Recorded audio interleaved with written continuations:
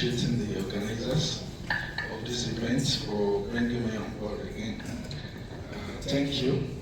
And congratulations on your 10 years anniversary. All right, I was tempted to want to contribute when we were talking about the issue of Nigeria, somebody's accusing police and all sorts like that. In one way or the other, everyone is complicit. But the major part of it is actually the leadership. Look at the situation whereby there's a case in the police station and the DPO says that, tell the IPO that treat it as the case it is. The DPO did not say, you see, the accused is the son of Lagbaja, please don't do anything. If the DPO doesn't say that, the justice will be served. If the DPO wants to do good and the commissioner didn't say that, do you want to lose your job? So the justice will be served. And also, if there's an EFCC case, maybe a governor and the president did not say, EFCC chairman, be careful with those that we are dealing with, definitely the justice will be served. So it's actually the body language of the leadership that give what the justice that we want. That is not my line. I just contribute to that. Technology solutions for Nigeria's elections. So we are looking at, in line with the Nigerian Computer Society strategic objective of collaboration.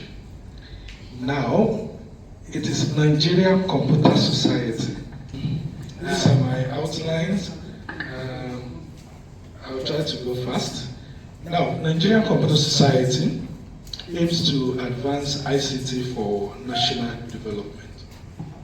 One of its strategic objectives is collaboration, and our focus, bridging the digital divide and enhancing elections through technology.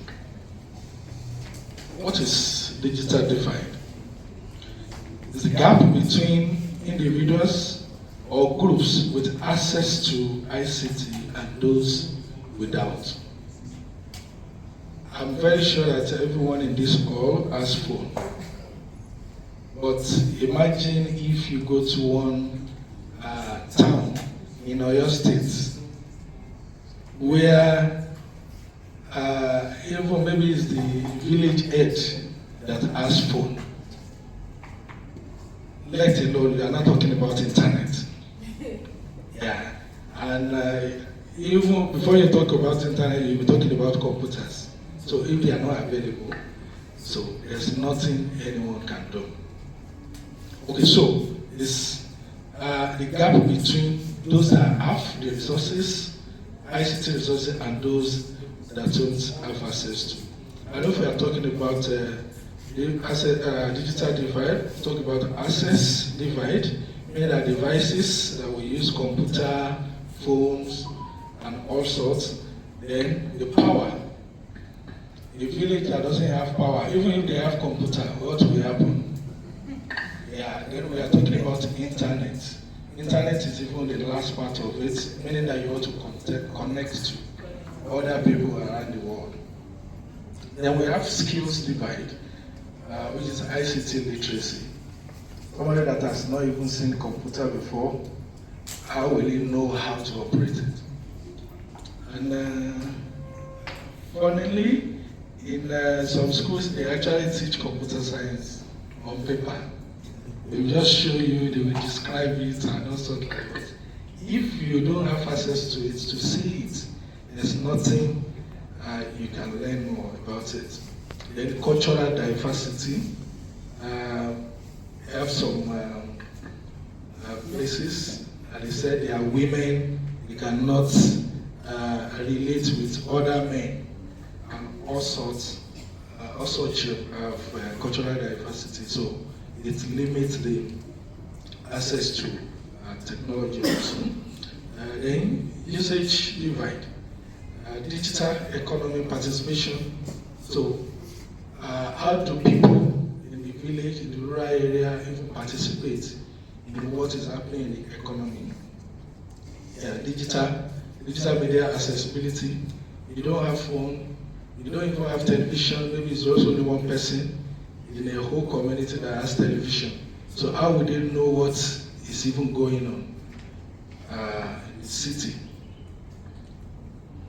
The digital divide in Nigeria, limited internet penetration in rural areas, just like I've mentioned. Then poor infrastructure and electricity, gender and regional gaps in ICT use, low digital literacy levels, the high cost of connectivity. I think this one has to do with the urban settings now. You know, there are tax on the connectivities now. Even if you buy credits now, and you make how many calls, you just say your 1 minute, 1 minute remaining. Then data too, it just goes like that. So it's a limiting factor. The impact of digital divide on elections, limited online voter education. Just like I've mentioned before, where do people even, what is going to happen about the election? Difficulty accessing online registration. Yeah, I think INEC has even perfected that you can update your record online and you just set where you go and collect your card. Yeah, but there are still limiting factor on areas like that, accessing everything online. An inefficient result transmission. We saw this one in the last election where the Minister of Communications then said that we have attack from, mention a figure like that, how many millions of attacks to the server of INEC and all sorts. So that impeded transmitting the results online. But in other countries, those ones are done. Even in Kenya, you see the result of election real time as it is going. Yeah, then reduced transparency and trust. This is very concerning because this party doesn't trust this party, and the party that is in power is the one that cuts the shots. So it's a big challenge, and even the INEC, the other party does not trust the INEC because they know that it's dancing to the tune of the piper. So it's a great challenge. Now, why technology matters for elections? It enhances efficiency and speed. You imagine when we use, okay, let me mention here, the beavers during the last election. We used beavers to accredit, right? You either use your fingerprint to say that you are the owner of that card that you present. They even use the beavers to snap the card. The card, they use your fingerprint to see that, okay, it's Nari and it's you. So what's next in using, and what is difficult in using that same process to vote? And if it can say that, okay, you are the one that has this fingerprint, you are the one that has this card. So why can't you vote like that? So you can see that it's political manipulations, and maybe they are saying the law doesn't support it now that we use electronic voting. Yeah, but we hope that we will get there one day. Yeah, it improves transparency and accountability. Yeah, so if you use technology, you see everything immediately, and everybody will see that, oh, this is the person that voted. You don't need to clean paper or whatsoever. Audit trail. Even if somebody manipulates it, you can see that, oh, this is the person that manipulates the result. Increases citizens' participation. So imagine if you use your phone. Anyway, we can't even get there very soon now. But in terms of when people see that something is giving results, people will want to participate. Then it reduces human error and fraud. So anything that I could look at your face and say, I hate this man. I don't want him to vote. But technology will not do that. So it reduces human error, whatever we need to. Then technology solutions e-voting system. Use of electronic voting machines, so like beavers that we use, is an electronic machine. Biometric authentication, that is fingerprint, facial recognitions, and so on like that. So those are the technologies that are attached. Then offline plus online hybrid systems. You know the beavers, even there are some places that don't have internet. The beavers will record everything and they will now connect and it pushes itself. So it's still applicable. Open source software for transparency. Now, if we use open source to develop the application, so it means that there's transparency in it. It's not that somebody is manipulating or the technology they use. It's not. It's being manipulated by someone. Now, technology solutions, results transmission, encrypted mobile transmission. So the beavers is encrypted, yeah. Then the blockchain for tamper-proof storage. Blockchain technology is a technology that you cannot see what's actually go in between, from end to the other end. Then cloud redundancy to prevent downtimes. So INEC has servers. Definitely there are backups in some places that are doing real-time synchronization. So that's one of the ways to enhance the technology resource transmission. Then collaboration with telecom providers. The internet may not be sufficient everywhere, but you see that the telecoms, they are everywhere. The MTN is everywhere. Airtel, 9Mobile, and all sorts like that. When you collaborate with all these telecoms, it will make it easy for people to access the technology to vote anywhere. Technology solutions, collation and verification, AI-driven anomaly detection. Anyway, Nigeria is adopting technology. We must give us kudos for that, because even in some other countries, somebody was mentioning that even in the US, when you make a transfer, it's not immediate that you get it. But in Nigeria, somebody staying here, make transfer, and you confirm it before you give. So we improve in that adoption. But it's just only the way that we are using it, or the political impact on it that's making it to not work well for us. So we have adopted AI-driven situations too. Then public resource portals. There was IREF, is it IREF? That during the election, where people can check the results, yeah, when they upload it, yeah. So you can see that it's actually a part of it that the result can be seen. It's just only that what we are seeing there is the from say A8 or something they call it, that they snap and still upload them. But if it is data that are actually put there, it will be more effective.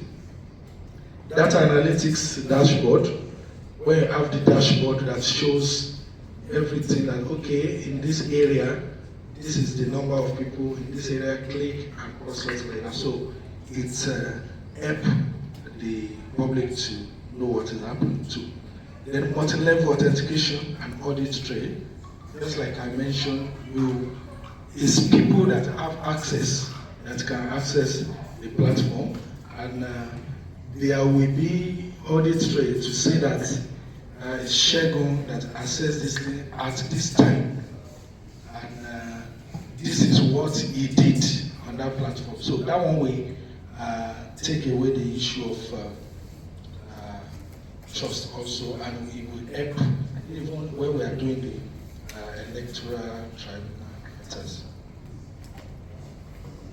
All right, role and collaboration. The Nigerian Computer Society. The Nigerian Computer Society is the umbrella body for IT professionals in Nigeria, founded in 1978, promoting IT growth, policy, advocacy, and professional development. Is there anyone that works in IT? Yeah?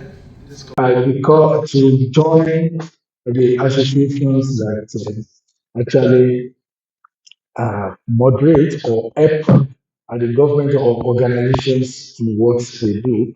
We have NBA for lawyers, medical association, Nigerian medical association for the doctors. 23, I was the chairman of Abuja chapter at that time, and we had some engagements.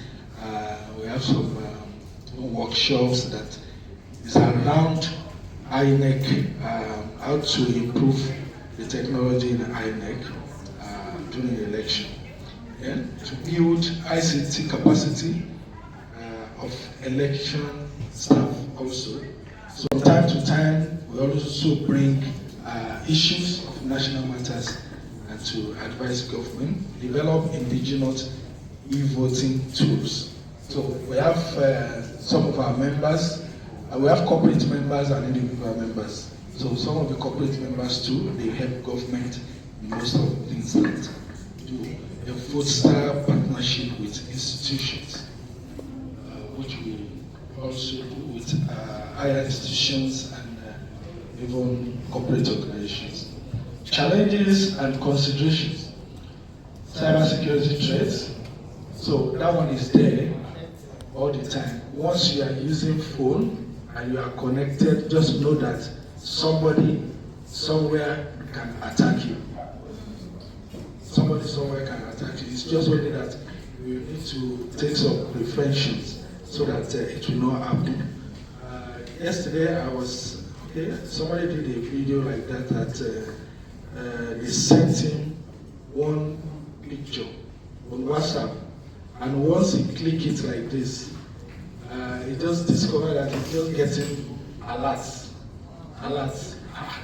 What is happening?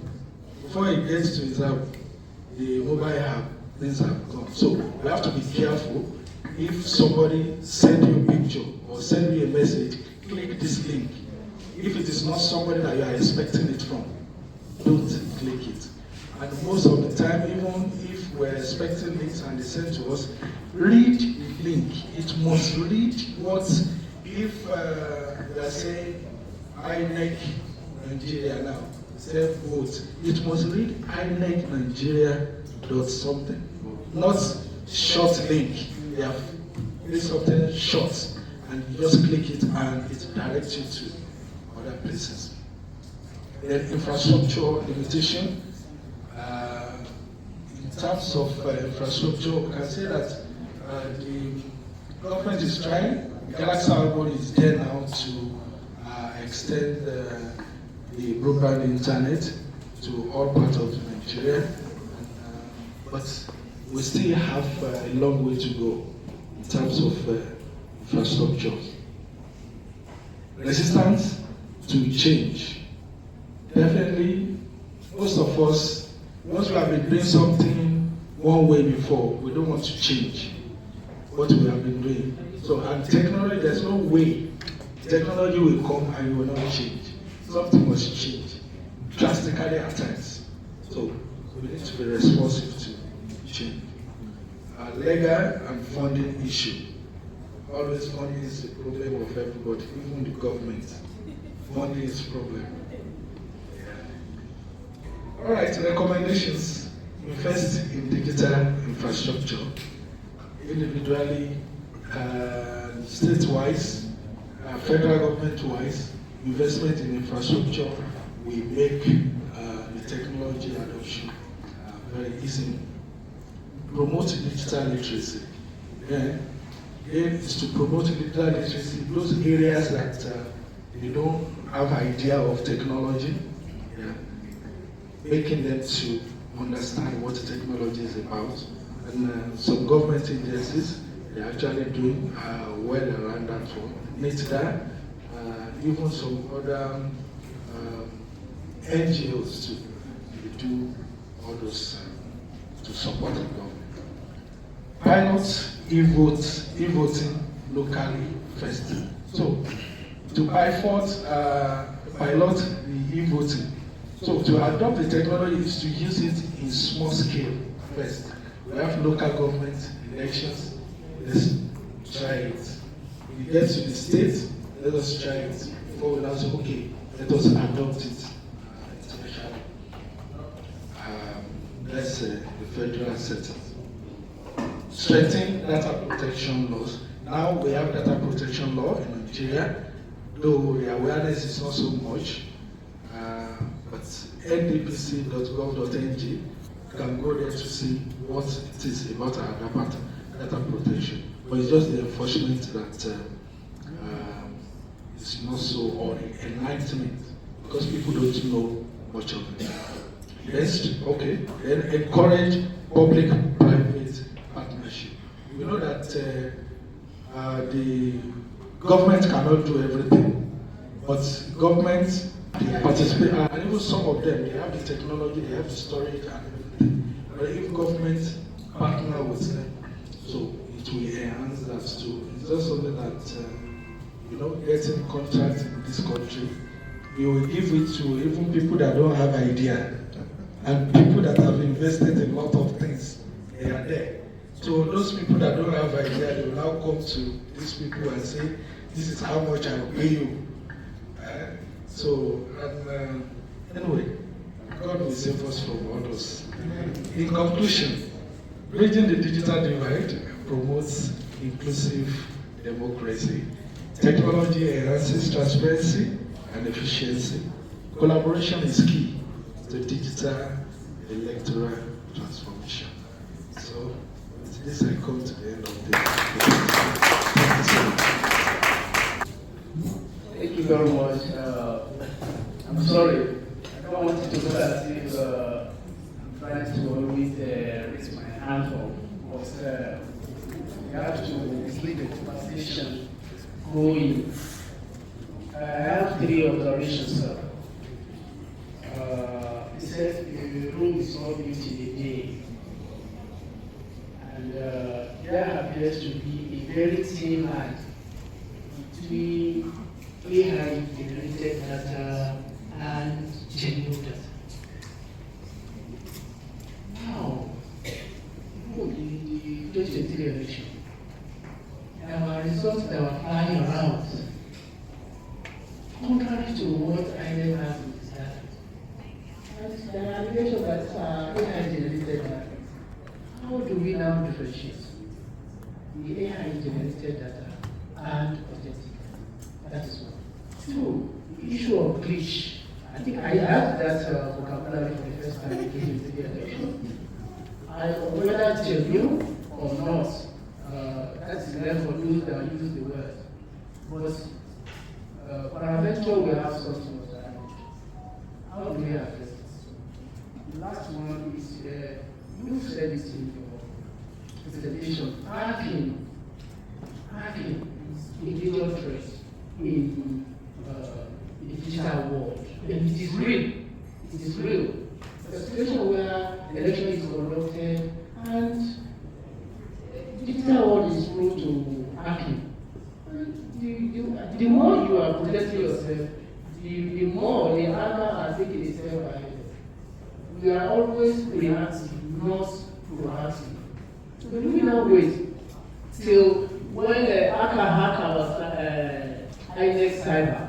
We will take action. What are the proactive actions we can take now before we now move our data into the cyber, before the hacker acts? Okay, then we have this question. So I hope those ones are noted. Okay. Yeah, okay. First, the AI generated results. In everything we have good and bad. The AI that you are talking about now, to you, when you see a lot of things, you say, oh, this is beautiful, and I can do this, I can do that. Your mind is set to, oh, I can use this one to help myself. And there are some people somewhere that what they are seeing is the opposite of that. And you'll be so surprised that they are investing more in AI, more than those that are using it for good. Just like the conspiracy that they say in the pharmaceutical industry too. They create virus, send it to you so that they can give you the drugs. They will not sell it to you. So it happens everywhere too. And there's nothing we can do to that. What government can do, maybe in regulations, now AI is just coming, so there are regulations that actually focus on that. But even if you focus on you still see the drug, there's NDLA, every time they still arrest the drug peddlers. So there will always be that. But what we should set our mind is to where the authentic information is. If some platforms are spreading, and one of the things in social media too that they do is to just tailor your mind into where they want it to be. You imagine you go to Facebook, you see someone posting now about something, you went to Instagram, the same thing you see. You went to LinkedIn, the same thing. You know that your mind will know that is it. So that's one of the ways to actually occupy your mind too. But if you are looking for information, the genuine information, go to where it is. INEC website, that's where the authentic information is. Whatever you see there, that is the correct one. So not where what is flying all around. Then the second one is about glitch. Yeah, glitch happens everywhere. Even you are driving car at times, something the brake just fail. Your tire burst. Those are the things that you cannot control. There are some things that may happen that you will not control. There are standards that a server room must meet. There are standards that a network must meet. So if you have done all those ones and glitch they happen, yeah, it may happen. And that's the reason why we have redundancy. What we call redundancy in the IT is that what you have live like this, you have another one that is like that. In case this one is down, this one picks up immediately. So then we have backup also. You are backing up what you are doing. So even if the redundancy doesn't work, you can still go to your backup and retrieve whatever it is. So if you have put all those things in place and there's still glitch, we say it's natural. But there are some glitches that they are not natural. It's just only that you just have to remove one wire or twist something. So because of the intent. Yeah, then the third one you're talking about hacking. Yeah, that what can we do? Yeah. Just like I said, that if you are using phone, you should be careful of what and what you do. In the technology standard too, maybe server room and also the using of computer. If you have a computer, make sure that you have an antivirus on it. So that when somebody plug a flash to it, it can just be smooth. You can use the antivirus to scan it first before you open the device. So that's one of the ways to protect yourself. So once you are using a technology, you find every way to make sure that you block all the rules so that you don't create All right, thank you. Please, we need to